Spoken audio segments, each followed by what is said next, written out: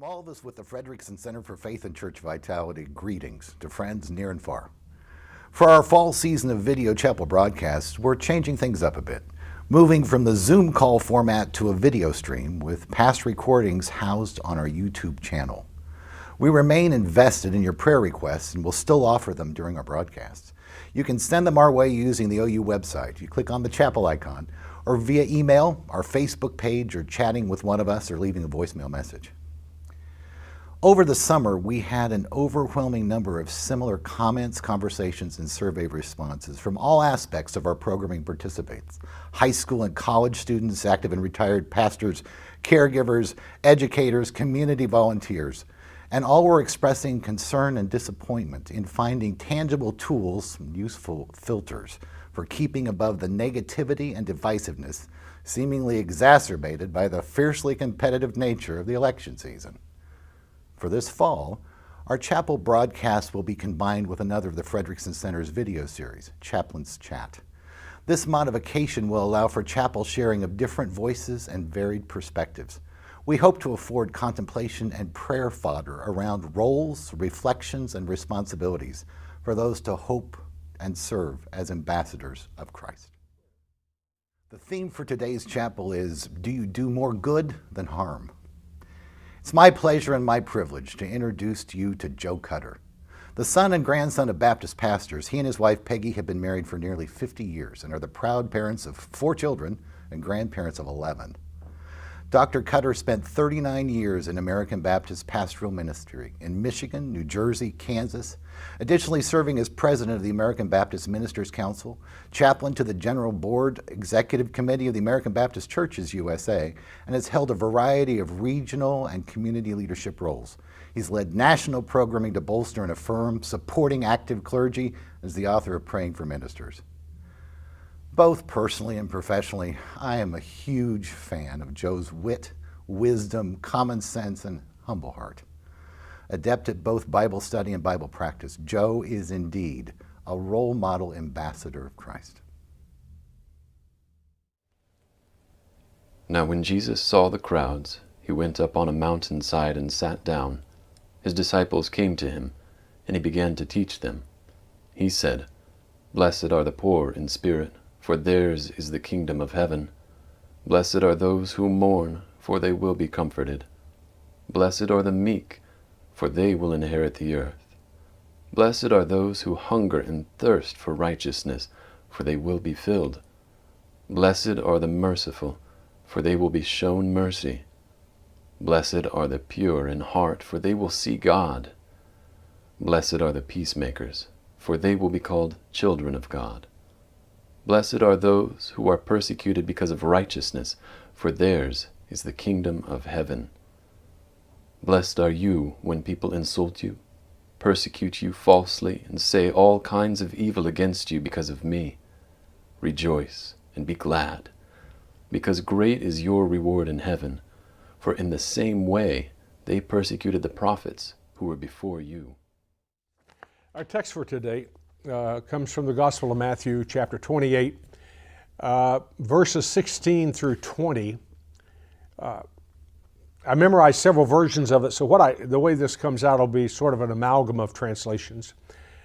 It says that this is the last thing Jesus says to his disciples, after his resurrection and before he physically goes away forever and ever. It says that he went up onto a mountain. People gathered around him. Some worshiped him, and some doubted. I got that.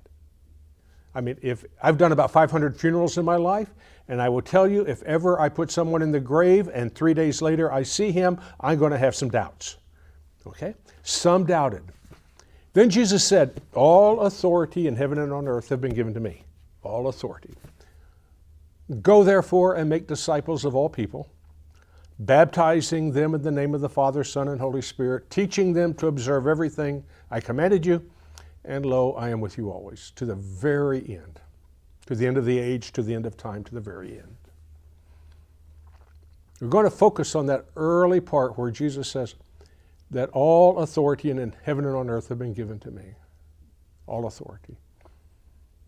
Remind me to come back to that, will you? I got a confession to make. Will you be my priest? Don't tell anybody, okay? Sometimes, I just have to tell you, sometimes I feel a little bit like Mohandas Gandhi. Remember Gandhi? The father of Indian nationalism, the leader, the spiritual leader of the move for independence, a devout Hindu, a very spiritual person, and wise.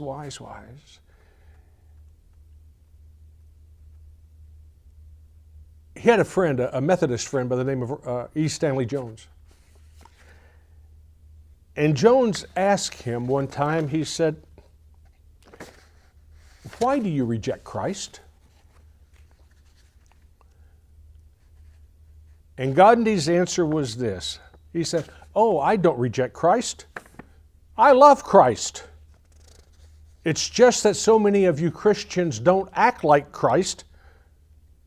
If Christians would live according to the teachings of Christ as found in the Bible, all of India would be Christian today." That story comes in several versions. At least Gandhi's answer comes in several versions. The shorter version is someone asking why he was not a Christian, and he said, "I would be a Christian if it weren't for the Christians." You feel like that sometime? I do. I really do. A few weeks ago, I would tell you I was bowled over. I mean, sick to my stomach, bowled over. When I read summaries of the report from Pennsylvania that talked about 600 priests over a couple of generations, sex abuse, child abuse,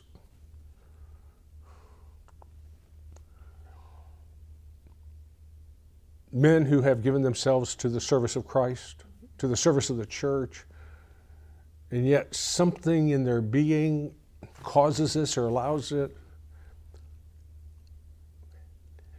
If it weren't for Christians, I could be, I love Christ. I love Christ, but some Christians just, I don't get it. I don't get it. I'm a bit of a historian. I was a history major in college. Civil War. Remember the Civil War? Remember the Civil Rights Movement? I lived through the Civil Rights Movement.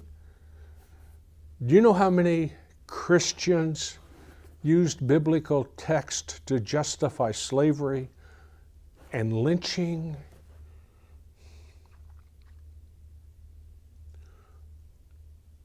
Racial abuse of all sorts beyond description. All using the name of Jesus. I tell you, I love Jesus. I really do. But sometimes the Christians make me wonder if I'm a Christian. We've lived through an era of a fresh unveiling of the full humanity of women.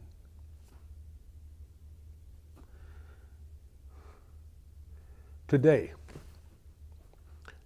I go to some churches where Scripture is read for the purpose of describing and defining and defending a lesser role for women than men in the life of the church. Dang, I love Jesus. I love Jesus. But what folks do calling themselves Christian sometimes makes me wonder why I want to be a Christian. You understand? Do you understand? Today we attended a conversation about poverty in the world and poverty in America, about an incredible discrepancy between those of us who do pretty well, thank you ever so much, and an incredible number of God's children who live hand to mouth, if they live hand to mouth at all. God's children, boys and girls who live lives of malnutrition, improper shelter, no opportunity for appropriate education, health care, for God's sake, totally unavailable, mostly unavailable. And that's in America. And I have been known to sit in a pew and listen to a distinguished preacher from this front quote Jesus, the poor you will have with you always, and then try to draw from that observation the conclusion that God approves of this kind of poverty, while Jesus spent his life feeding the hungry and healing the sick. I love Jesus. But the truth of the matter is, sometimes, if it weren't for the Christians. Let me give you some context. I grew up in the church. My father was a pastor. I've been a pastor. I was ordained in 1971, 72. I should be able to remember.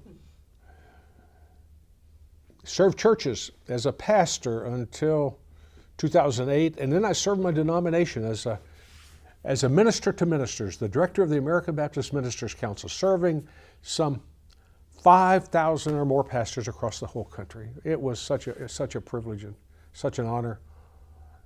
What I want to tell you is my life has been in the church, and I have, for as long as I know, called myself a Christian. So when I tell you about Gandhi, and I say to you, if it weren't, I love Jesus, but you have to know that I've made a decision. I've made a decision to continue to call myself Christian in spite of the behavior of some Christians.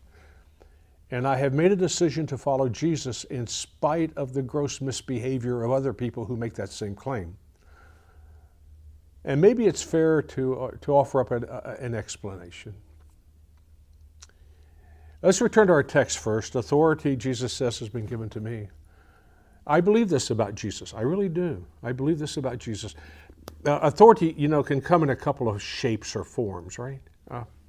I have a policeman friend in Troy, Michigan.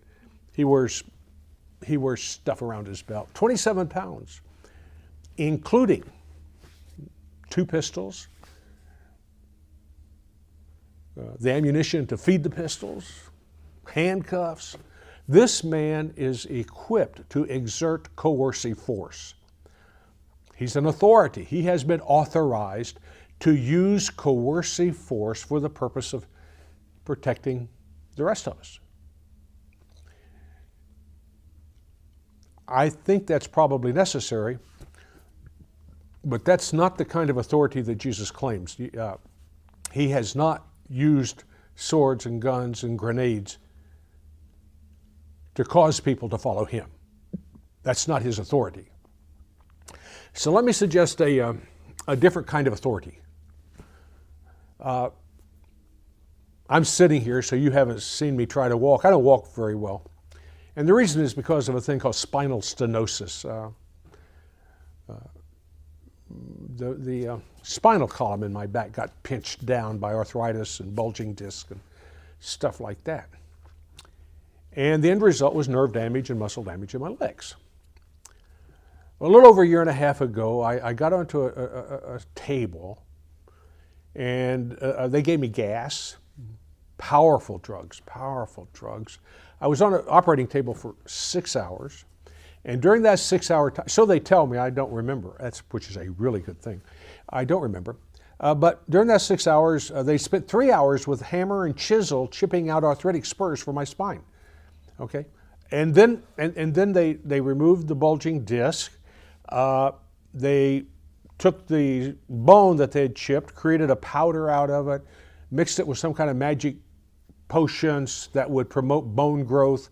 That's the technical language, right? It would promote bone growth. They put stuff back in there. They packed it all together. They built a titanium cage around it, screws and screwdrivers, right? I mean, it was like medical carpenters, right?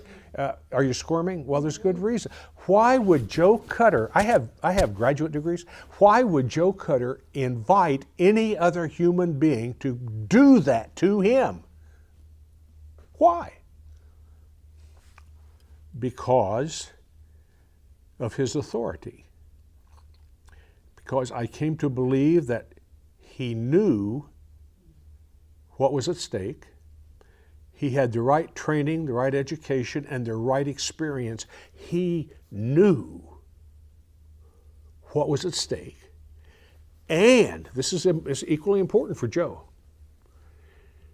In conversation with him and other physicians, I learned to trust them.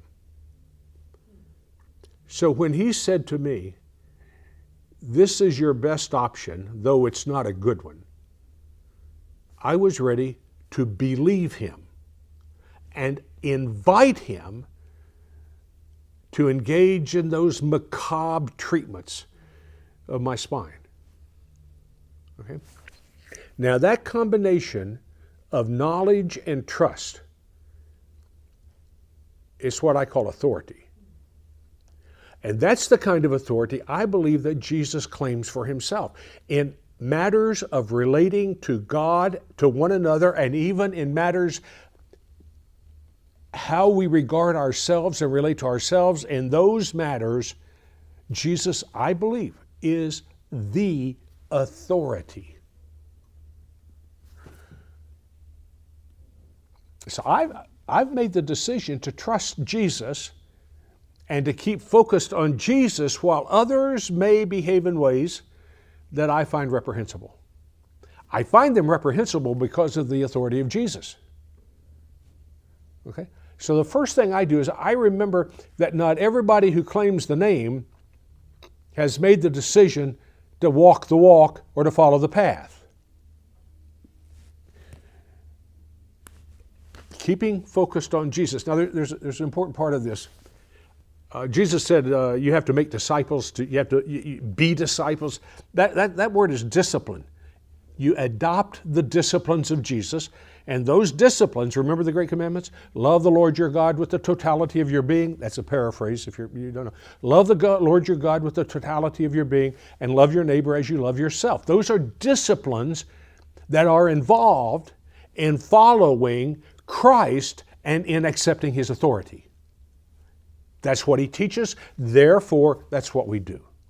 And when folks deviate from that in clear and reprehensible ways, we do not ever allow them to set the standard, because Jesus is always the standard bearer. So that's my decision. My decision is to return to Jesus. Sounds simple, doesn't it? Never has been for me. But it's the discipline, I think, that gives us perspective on what is good and true and wholesome and beautiful in our relationship with God and in our relationship with one another. So that's the first thing I do. Here's the second thing I offer to you. This is my discipline. I talked about the Catholic thing. I'm an American Baptist pastor, been one for a long time now. And I have to tell you that through the years I have met Baptist pastors who misbehaved. And I've also met Baptist lay people who were not shining examples of neighbor love or God love. And some of them have been in my churches, just as well say it out loud.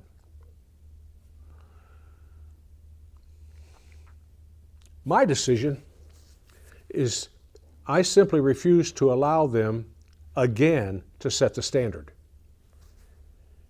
I make a point of looking for those folks who don't make the headlines. You see, when someone does something reprehensible or someone does something that hurts me, that pain cries out within me so loudly that I'm very likely to miss the quiet beauty of the dozens upon dozens of God's boys and girls and men and women who are living life just exactly as they should.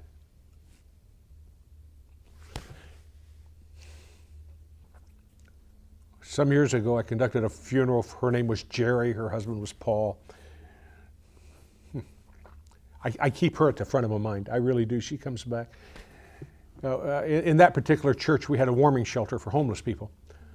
And one of the things we learned is that one of the overwhelming needs for homeless people is clean, dry socks. Just, would you believe, just socks. Well, it was cold and snowy, and the people came in that night with cold feet, and we ran out of socks. It's true. And Jerry disappeared and came back about 15 minutes later, and she had a paper bag full of socks.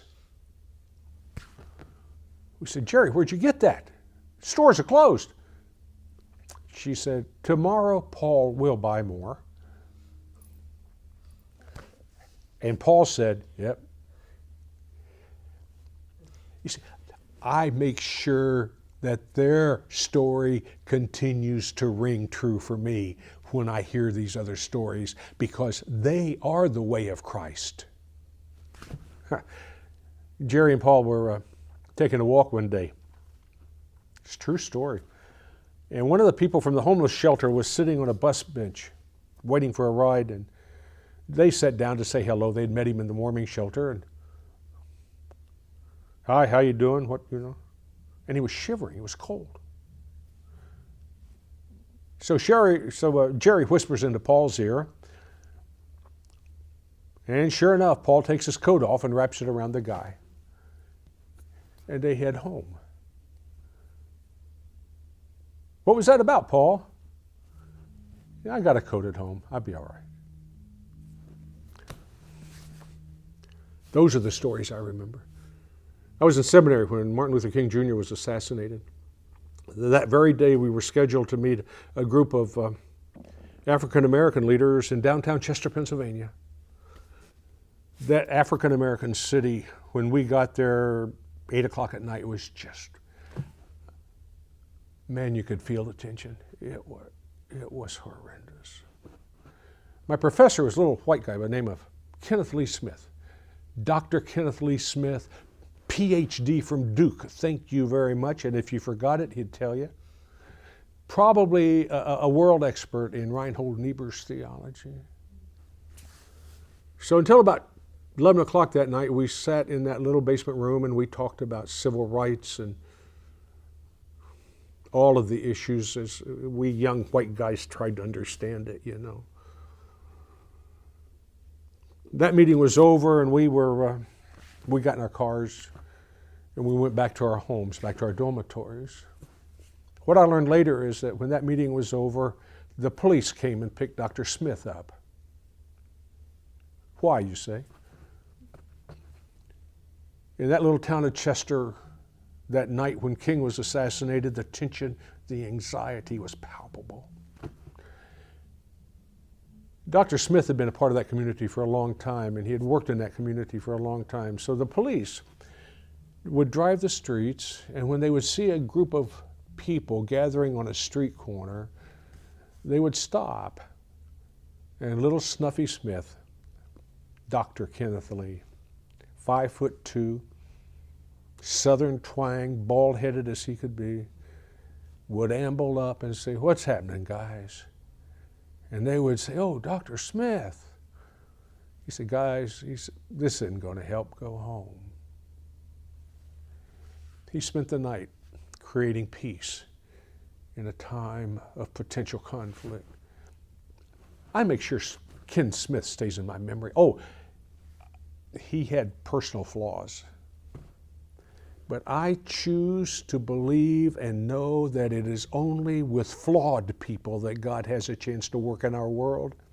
And I choose to keep my attention on peacemaking and justice giving and love creating and mercy sharing and those countless men and women who follow Christ with integrity and love. Yeah, sometimes I get it. If it weren't for the Christians. But then I remember there's a whole bunch of folk out there living with integrity and honesty, flawed to be sure. And I choose to let them nurture me back to that place where I can say with confidence and assurance, I'm a Christian, a follower of Christ, and all authority has been given to him. God bless us. Help us to find our way. Amen.